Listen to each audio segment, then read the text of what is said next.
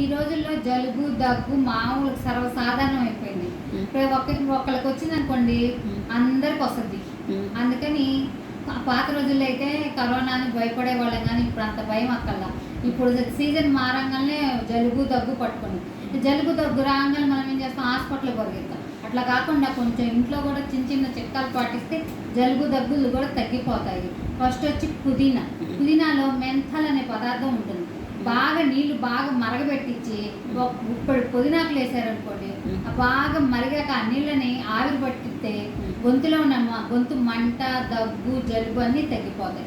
ఇది ఆస్తమా పేషెంట్లకు కూడా చాలా మంచిది. అదే కాకుండా పుదీనాకు టీ కూడా పెడతారు, చాలా బాగుంటుంది. ఒకసారి తప్పక ట్రై చేయండి. రెండోది తులసి.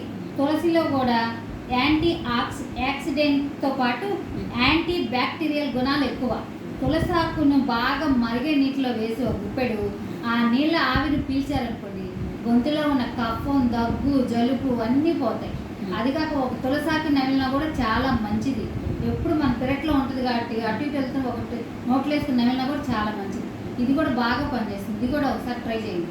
మూడోది వచ్చేసి రోజ్మేరీ. రోజ్మేరీలో కూడా యాంటీ బ్యాక్టీరియల్ గుణాలు ఎక్కువ. అది బ్యాక్టీరియా వైరస్తో కూడా పోరాడుతూ ఉంటుంది.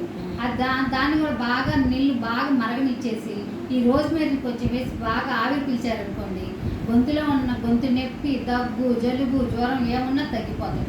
రోజ్మేరీతో టీ కూడా పెడతారు, టీ కూడా బాగుంటుంది. టీ కూడా చేసుకొని తాగండి, అది కూడా బాగా పనిచేస్తుంది. ఈ మూడు ఒకసారి ట్రై చేసి చూడండి.